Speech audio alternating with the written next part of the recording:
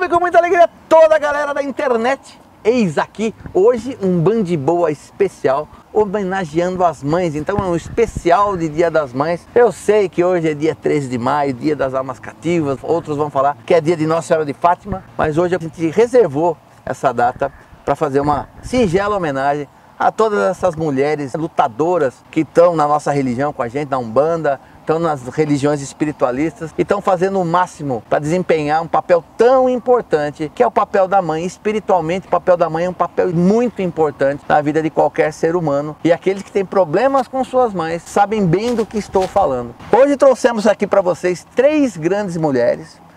Essa aqui é a minha mulher Adriana, para quem não conhecia, agora conhece. E 2 grandíssimas amigas minhas, a Cida e a Luciana. Todas elas são médiuns do meu terreiro, do terreiro onde a gente trabalha. Todas elas estão nessa batalha aí faz tempo. E cada uma delas tem uma história especial, seja com a espiritualidade ou seja com a Umbanda, para poder partilhar com vocês, para poder dividir com vocês, para vocês perceberem também como a Umbanda ajuda a pessoa a encontrar o verdadeiro caminho, encontrar a verdadeira missão, e muitas vezes para ser a tábua de salvação. Nós vamos começar aqui com a Adriana. Eu gostaria, Adriana, que você contasse para as pessoas a história que aconteceu com relação ao nascimento do seu 3º filho.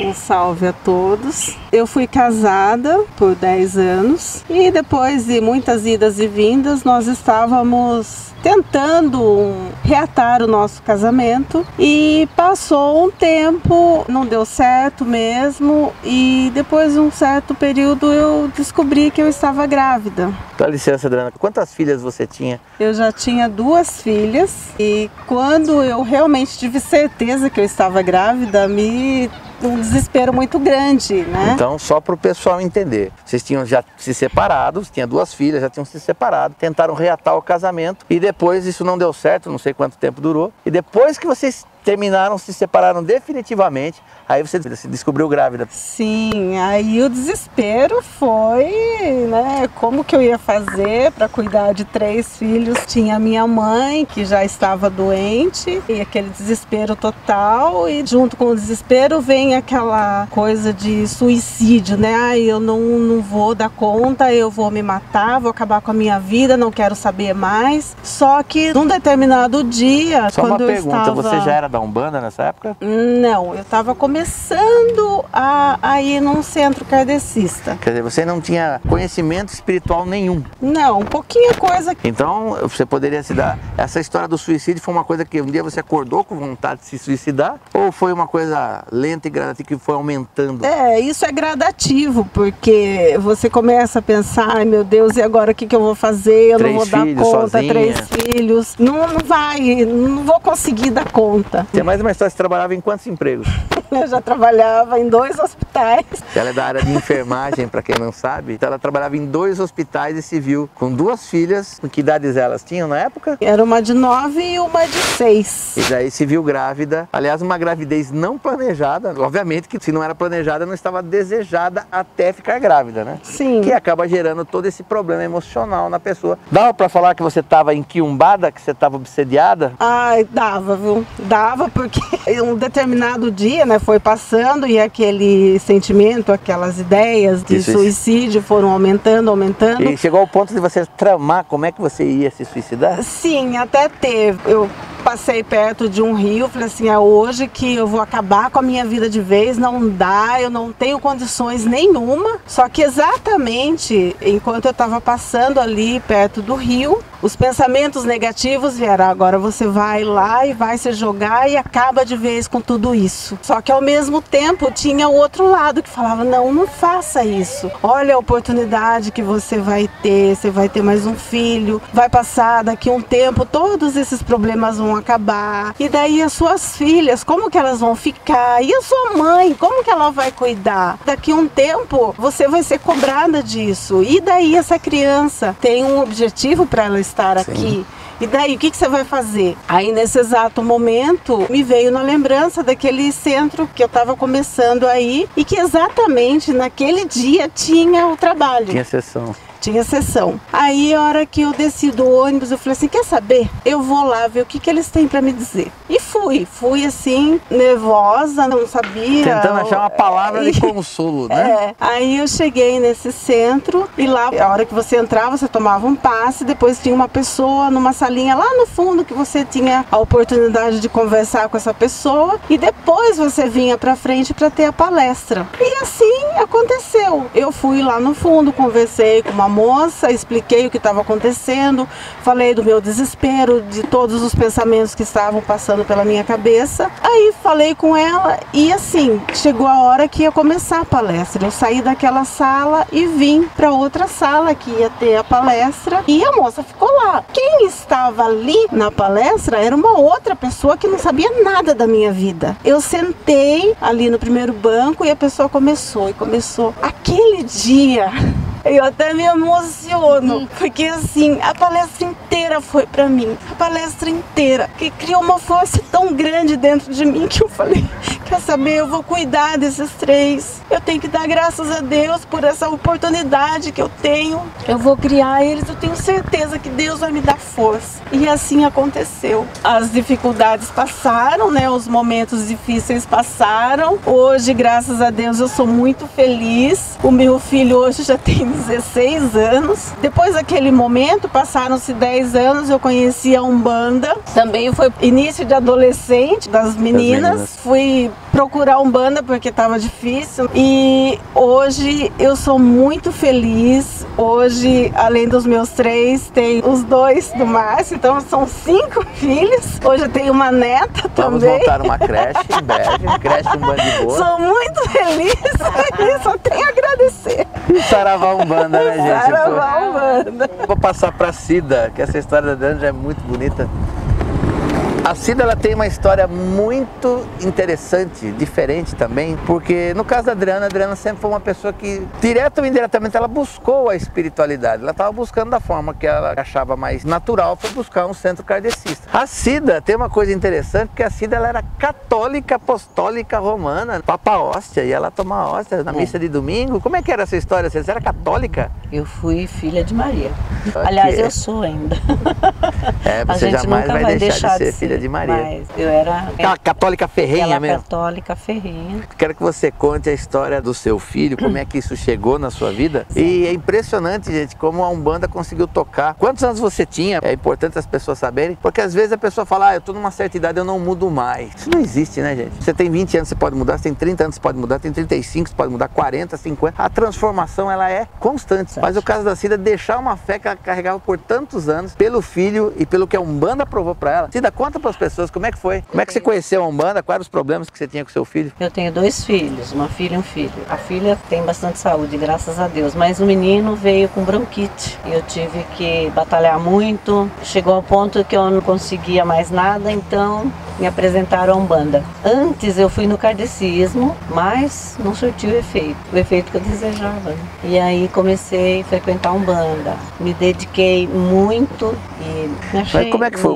Era o Pedro. O Pedro. O Pedro, filho dela, também é médium da nossa casa, médium. Tá? O Pedro começou a ter bronquite e, obviamente, a mãe levou no médico. Sim, levei em todos os médicos de Sorocaba. E os médicos não conseguiam melhorar? Não conseguiam, só paliativo. E depois do médico, o que você tentou antes de chegar na Umbanda? Eu tentei o kardecismo, eu fazia todas as simpatias, e eu fazia todas, nenhuma surtia efeito, mas eu fui para a homeopatia também, e ele começou a melhorar, mas onde eu me encontrei mesmo, para a vida, assim, para a vida, para minha vida. Mas não foi um choque para você? Falou, nossa, será mesmo que eu vou ter que ir para isso? Não, eu não gostava da Umbanda.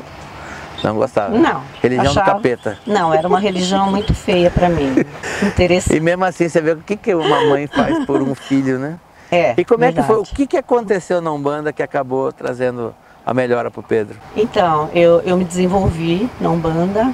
O Pedro era cambono meu nessa época já. Quantos anos? Ele estava com 12 anos. Quando eu mudei, foi em 92, Eu sou de 44. Então, o Pedro se dedicou muito, ele gostava muito. Então, eu também comecei a amar muito a Umbanda. Mas só pelo passe? Ele foi se melhorando só pelo passe? Não, ele tomava remédios que os guias mandavam e sempre melhorando. Remédio que é base de erva? A base de ervas, banhos. Então a gente procurou fazer tudo. Ele também se descobriu médium, né? Com quantos anos? 12 anos. O que aconteceu com 12 anos com o Pedro? Com 12 anos o Pedro ficou na cama, travado, e o guia maravilhoso, seu Veludo, falou que se ele não desenvolvesse, ele ia levá-lo embora. Mas nessa época ele frequentava, só que ele começou a se dedicar muito mais, né? O Pedro desenvolveu a mediunidade dele com quantos anos? Acho que ele tinha uns 15, depois ele parou. Eu saí desse centro e ele parou também comigo. Mas daí ele voltou, desenvolveu totalmente. Tem uns guias lindos, né? Maravilhosos. E vou falar pra você, gente, não só as 3 que estão nesse banco, mas o Pedro, são médiuns que eu realmente confio, médiuns que eu respeito. Você vai falar assim, Márcio, mas você não respeita todos os médiuns da sua casa? Tem gente que a gente conhece a história, a gente vê regularidade no médium, a gente vê firmeza no médium. E às vezes tem alguns como esse que nós estamos citando aqui, que você não vê essa mesma firmeza. É impressionante, mas é uma história, se não fosse pelo filho, a Cida jamais teria encontrado a Umbanda. Não iria. Mesmo que o Pedro tivesse saudável, né, também nunca teria procurado a Umbanda. É possível. Mas parece que a espiritualidade, ela sempre mexe com a nossa vida, de forma a ajustar o nosso caminho para a rota que realmente nós devemos seguir, para que a gente possa cumprir a nossa missão, porque senão se ia passar pela vida dela, não ia cumprir a missão. O Pedro a mesma coisa. Com uma pancada só, ajeitou a vida de duas pessoas. Da mãe e do filho. É. E o seu marido? Então, eu tive uma barreira muito grande com meu marido, ele não aceitava, mas depois que ele descobriu a nossa evolução, ele aceita. Agora ele aceita. Eu quero só dizer que eu fui pela dor, mas hoje estou com amor. Estou pelo amor incontestável. Eu amo demais mesmo, respeito muito.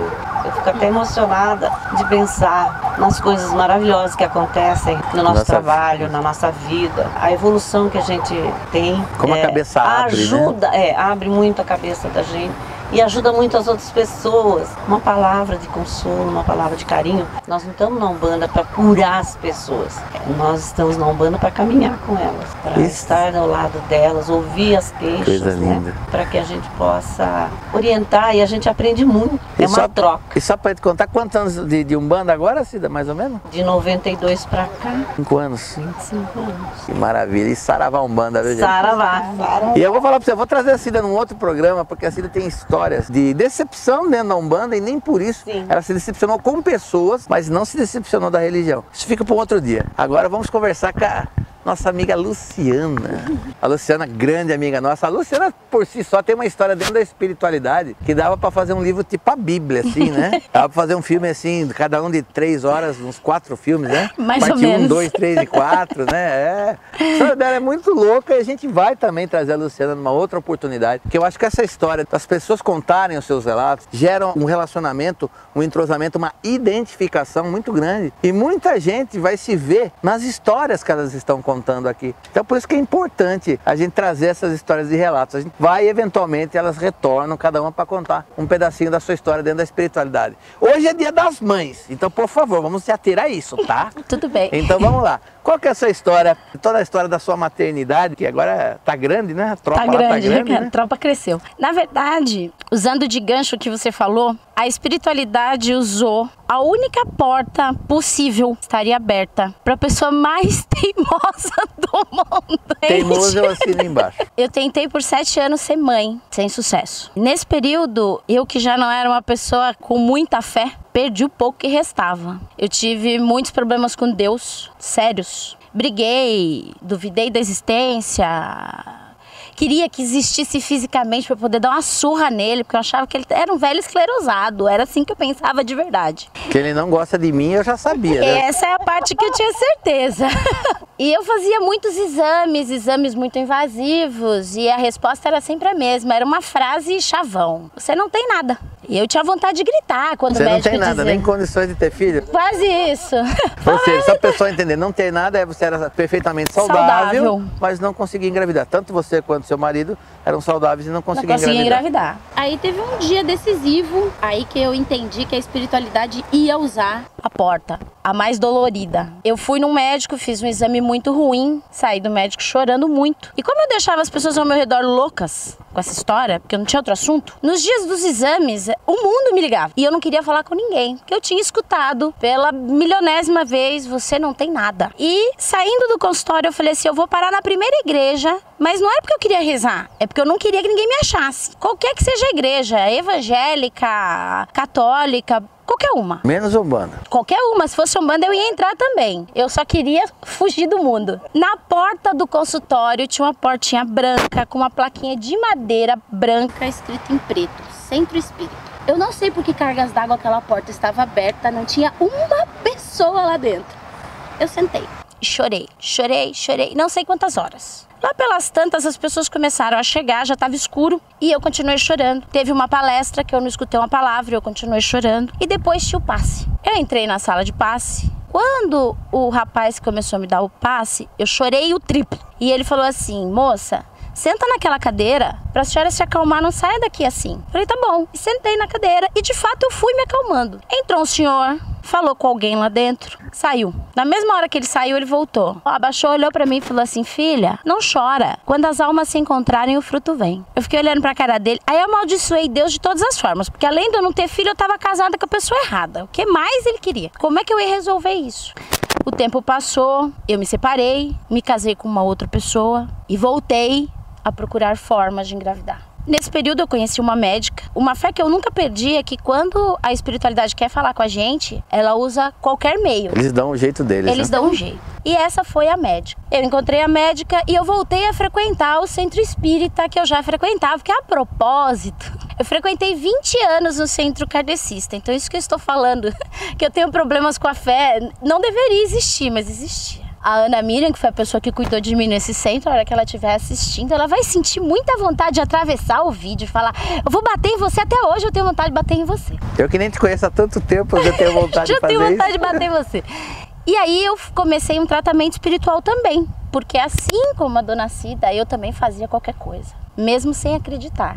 Ainda que era um objetivo tão puro, né? Ter filho eu acho que é uma coisa, faz parte da vida de qualquer pessoa, não importa a forma, né? E quanto mais a vida fala não pra você, parece que mais que ela alimenta que você quer aquilo de todo jeito. Um dia eu estava em tratamento, era um centro kardecista, mas eles ainda trabalhavam em corporação. A entidade que trabalhava com ela falou assim pra mim, tem uma menina do seu lado, ela é barulhenta e tá atrapalhando os trabalhos da casa. Eu tenho vergonha de dizer isso, mas eu preciso dizer que na hora eu pensei assim, pronto, esse é o checkmate. Porque se isso for mentira, nunca mais eu acredito em nada. E no fundo, eu achava que era mentira. Na realidade é um sistema de defesa que a gente monta para tentar não se decepcionar, não se frustrar novamente, não se frustrar por demais. Mas tudo tem a hora certa. Aí eu peguei e saí de lá e fui embora e, pra resumir a história, eu estava grávida. Era verdade, era uma menina e ela é barulhenta. Para caramba. Era tudo verdade. E aquilo deveria ter mudado a minha fé.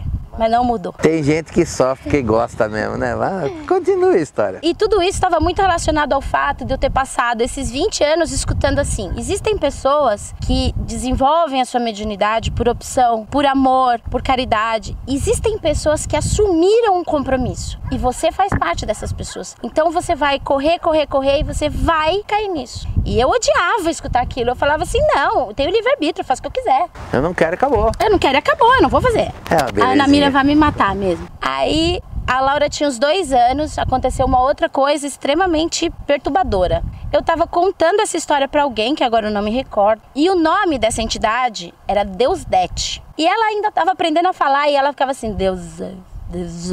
Eu falava, Deusdete, filha, Deusdete. Ela, eu sei. Eu falei, você sabe? Você conhece ele, filha? Conheço, mãe, eu conheço ele de quando eu morava lá no céu. O negócio é bem louco, né? É, muito. E nessa época, mais uma vez com vergonha, mas eu vou falar porque a minha história, a verdade é essa. Depois que eu engravidei, eu abandonei o centro. Eu vim embora para Sorocaba, eu morava em São Paulo, estudei em São Paulo. E aqui eu procurava e eu não me encontrava, porque eu entendo que não é porque eu sou kardecista que qualquer centro kardecista serve. Não é qualquer lugar que serve. E aqui eu não me encontrava. Um dia, as pessoas da minha família falaram assim, a gente vai conhecer um terreiro de Umbanda. Eu só faltei fazer o sinal da cruz. Kardecista já não tava bom, né? terreiro de Umbanda. Eu cheguei no Bom Pastor numa sexta-feira santa. Aquelas pessoas de branco, aquela paz, aquela calma, aquele lugar tranquilo. Você falou, pô, Umbanda é isso? Isso é Umbanda? Nossa, eu não vou sair daqui nunca mais. E eu me lembro que eu senti coisas muito fortes e ao mesmo tempo que eu queria ficar, eu queria sair, eu queria ficar, eu queria sair. O próximo trabalho era uma quarta-feira de cura. De novo. Aquela paz, aquela tranquilidade, aquelas pessoas de branco. Eu falava, gente, que lindo! Encontrei o meu lugar. Aí veio o sábado. A gira. Sábado é o dia da gira completa nossa. Nós temos direita, nós temos esquerda, tudo no mesmo trabalho. Eu achei que eu ia morrer. Na hora que aquilo começou, eu falei, o que é isso? Essas pessoas são loucas. Por que elas estão batendo esse tambor? Por que esse barulho? E era uma gira de caboclo ainda. Eu falei, meu pai amado, isso não é coisa de gente normal. Eu quero ir embora. Eu quero ir embora e ao mesmo tempo que eu queria ir embora eu não conseguia sair do banco, e meu coração batia junto com o tambor e eu falava que loucura. E eu pensei, isso aqui não é de Deus. E eu demorei uns 4 meses pra ter coragem de assistir, né? Entrar não, uma gira de esquerda. Assistir de fora, tá, gente? Assistir de fora, só olhar de longe. Só de ver os médiuns se trocando, aquilo pra mim já era... E nisso eu já tinha conhecido o Márcio, eu já tinha conhecido o Mânlio, os 2 dirigentes da casa. Me ajudaram muito, muito mais do que eu vou conseguir dizer aqui pra vocês. E já tinha contado uma parte da história. Um episódio já tinha acontecido, onde aconteceu um episódio na minha casa e eu contei para Ana Miriam, que era dirigente kardecista, e contei para o Márcio, os 2 deram a mesma resposta, na mesma entonação, seguida da mesma gargalhada. Eu falei, eu encontrei a Ana Miriam de calça. Ele vai acabar com a minha raça. E começou de novo a história de você tem que desenvolver a sua mediunidade, você tem que desenvolver a sua mediunidade. Eu falei, pronto, esse lugar tá começando a ficar ruim. Tava bom até agora. Tava bom até agora. Aí eu comecei a pesquisar, estudar, e as aulas, e eu entendo que parte da nossa falta de fé vem da nossa ignorância, daquilo que a gente não conhece e daquilo que a gente não quer conhecer. E aí eu já estava trabalhando na casa, não como médium, como ajudante dos trabalhos da casa. E um dia eu resolvi conversar com um outro médium da casa. Ele chegou pra mim e falou assim, tem uma coisa que você nunca falou pra ninguém aqui que eu sei que você quer. Eu falava, não tenho. Médium ou entidade, desculpa? Era uma entidade. Tá. Vale lembrar, né? Era uma entidade de esquerda, que até outro dia era um demônio. Era um demônio. Era um demônio. Não tinha absorvido o Exu ainda. Não, eu não aceitava o Exu. Exu. Era um negócio assim, eles fazem coisas ruins para pessoas. Aí eu tava conversando com essa entidade e ele falou, tem uma coisa que você quer pedir, você não tem coragem. Eu falava, não tem. Não tem. Tá bom, tem. Então peça. Daí eu falei assim, eu quero outro filho.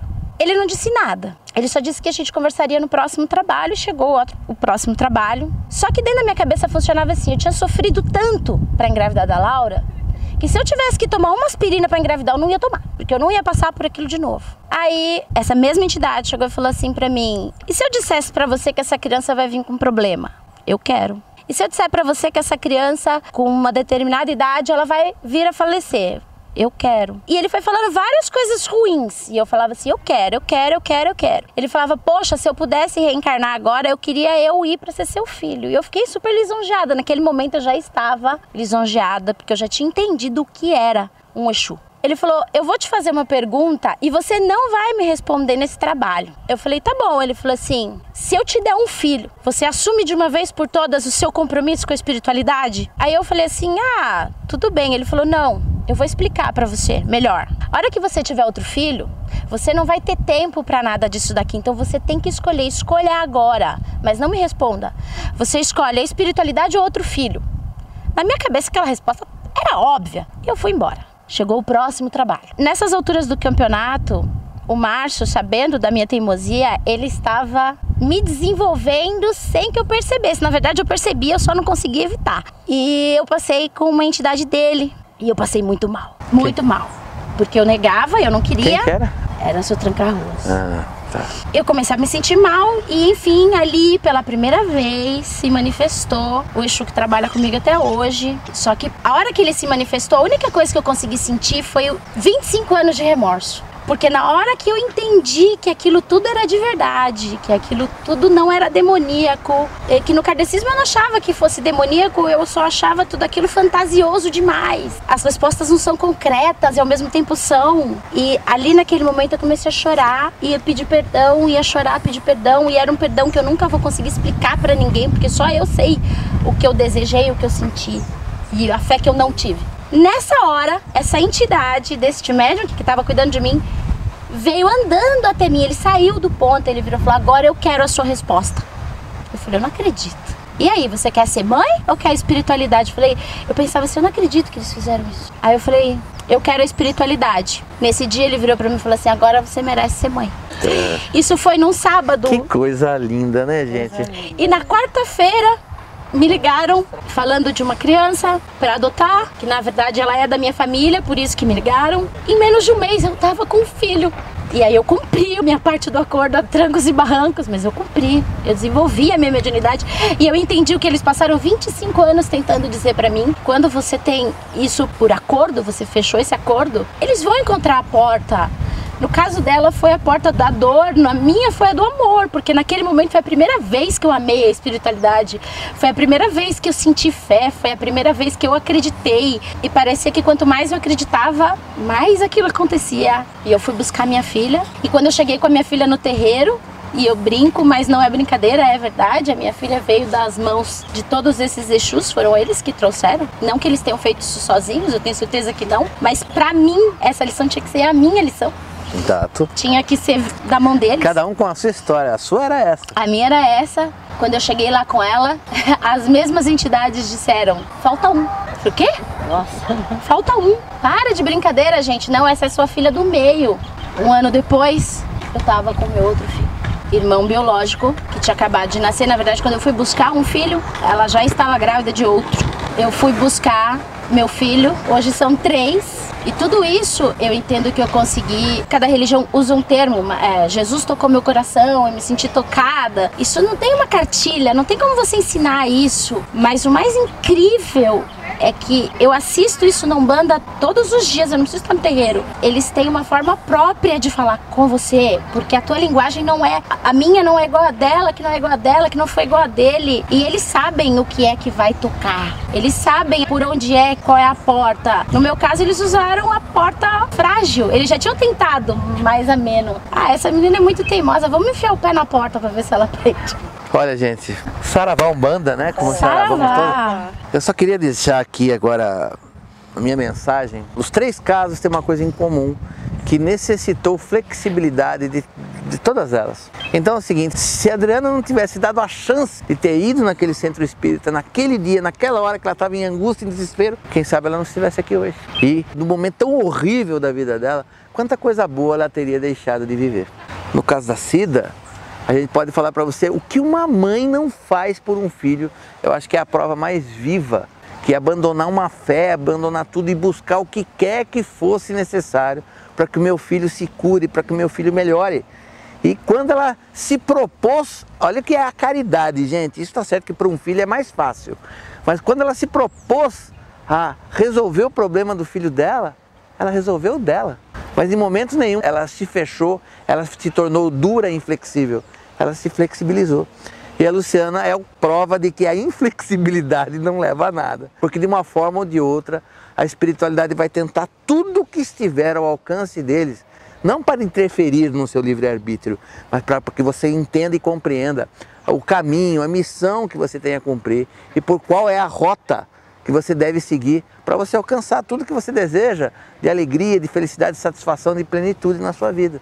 E por tudo isso, gente, a Umbanda, ela transformou a vida de muita gente, eu sou uma dessas pessoas. E eu sim, eu espero de verdade que essas histórias toquem o coração de vocês e que vocês possam se identificar e que vocês possam também permitir que a Umbanda transforme a vida de todos vocês. Márcio, eu posso dar só mais uma palavrinha? Que não é só para você, eu falo para o Márcio, eu falo isso para Ana Miriam, eu falo isso para o Mânlio e para tantos outros médiuns que não dá para falar todos os nomes aqui agora.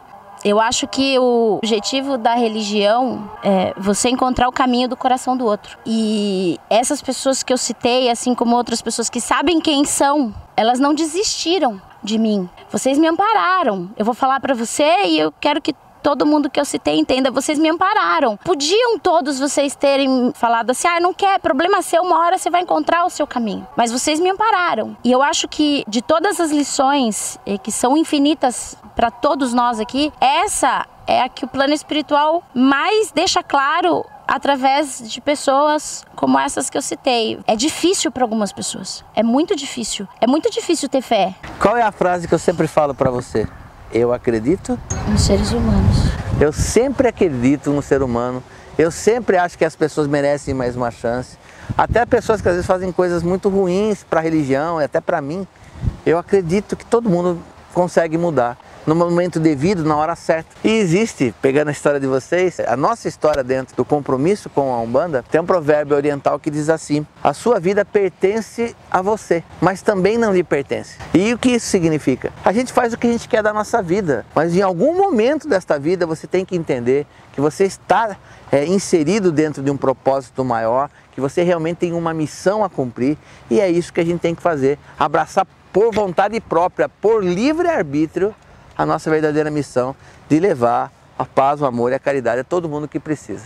E esse era o vídeo de hoje.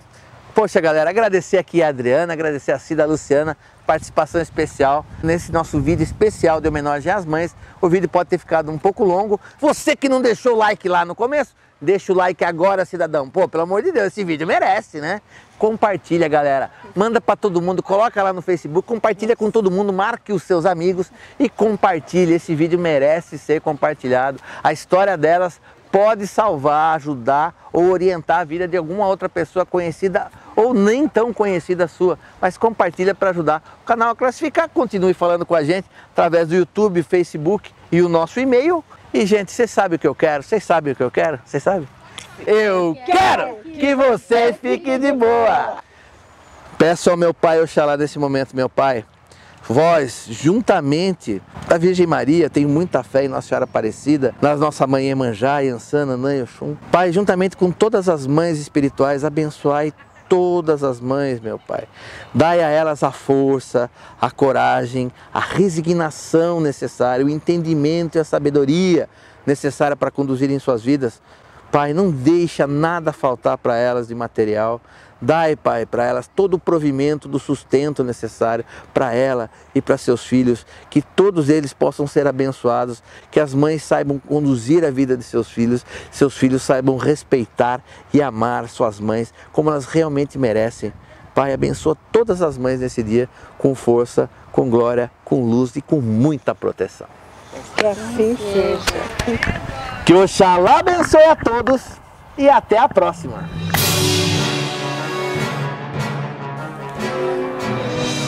Dona Loide, o povo da Umbanda Boa quer saber quem foi Márcio Caim, seu filho?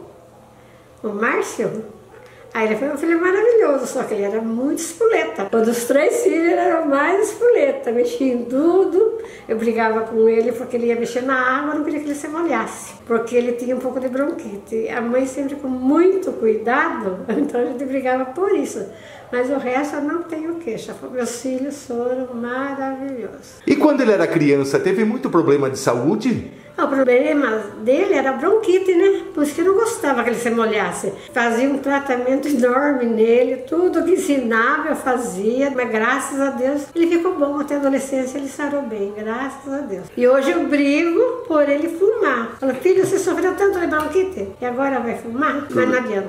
Ele teve mesmo uma desretemia, mas foi uma vez que deu um desmaio nele. Daí eu procurei o médico, nossa, eu e meu marido ficamos desesperados. Eu achava que ele ia morrer, tava morrendo no meu colo. E daí a enfermeira ficou tão assim louca de ver a gente desesperada, e eu falei, não, eu quero o melhor médico para o meu filho. Eu com meu marido, na luta do trabalho, dei o melhor médico na época para o meu filho. E na adolescência também. Quando ele começou, levei na melhor médico. A vida da gente nunca foi tão fácil, mas pelos filhos a gente se desdobra. E na adolescência, como foi Márcio Caim? Ai, o Márcio.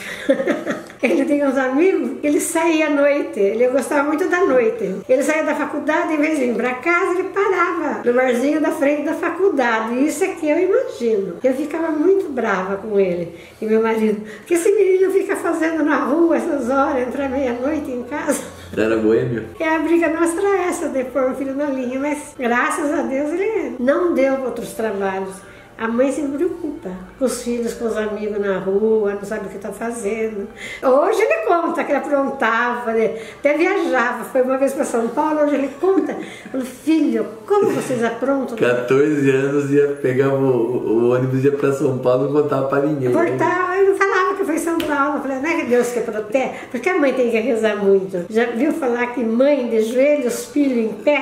É isso que aconteceu na minha vida, a vida inteira. Pedindo muita proteção dos filhos, até hoje. É para os filhos, é para os netos, é para as noras, para todo mundo. E a senhora que é tão católica, como foi o Márcio com a religião? Na juventude dele, acho que dos 14, 17 anos, não, Márcio? Dos 14 aos 21, ele era católico. Ele saía com o violão, com as partituras lá da música dele e se enfiava na igreja. Ficava tranquila porque ele estava lá sempre, né? Mas de uma hora para outra ele mudou a religião dele. Mas eu aceito. A gente tem que aceitar as coisas. Se o caminho é bom, a gente fala, filho, sempre Deus na frente, sempre tenha fé em Deus, nunca desvie do caminho de Deus. Estando falando em Deus, Jesus Cristo. Tem uma coisa que eu sempre falo. Nossa Senhora, que vocês não falam muito, mas a gente fala assim, eu falo.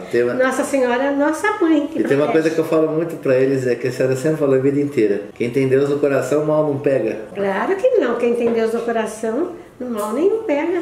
Mas e daí? Dei muito trabalho ou pouco trabalho? Olha, filho, vendo os filhos de hoje, não sei se a lã não pesa pro carneiro, achei que vocês não deram trabalho pra mim. Criei 3, tinha 4 homens. Seu pai, sempre trabalhando, graças a Deus, sempre tudo em ordem, e venci minha vida. Hoje eu falo, nossa, eu não senti, passou muito rápido essa infância. Meus filhos também ia muito na casa dos primos, os primos vinham na minha casa, aquele prazer de fazer coisa para eles comer, bastante lanche à tarde. Então foi um tempo tão bom. Mas assim, mãe sempre passa um pano na vida do filho, porque o que eu chegava de madrugada, o que essa mulher não dormia, isso que ela fazia bolo, ela era confeiteira, trabalhava até 1h da manhã fazendo bolo, chegava às 4, ela não tinha dormido para levantar às 7. Por isso que nós brigávamos, né? Eu brigava bastante. Nossa, como a gente brigava. Brigava porque a gente quer tudo certinho e sai da linha. O pai dormia, ele falava assim, não, você é boa. Tá bem, mas é que ele gosta da noite. Mas eu falei, mas eu não gosto. E agora eu pergunto, e a Umbanda, o que fez para o seu filho? Ah, ele mudou bastante. Ele era muito nervosinho. Agora, graças a Deus, noto que ele está bem, calmo. As palavras dele ajudam bastante. Tanto a gente como as pessoas que conversam com ele, né? Vou aproveitar agora em alto e bom som. Mãe, me perdoe de tudo que eu fiz de ruim pra senhora, de todas as dores de cabeça, de todas as vezes que eu fiquei doente que a senhora cuidou de mim, de todos os conselhos que você me deu que eu não escutei, entendeu? Ah, isso é a vida que ensina. A vida ensinou. E eu tenho muito orgulho de ter a Dona Loide como a minha mãe. Mãe, obrigado por tudo e feliz Dia das Mães pra senhora. Obrigada, filho. Mas vocês foram bons filhos, sim, não tenho queixa. Coisa da juventude, da infância.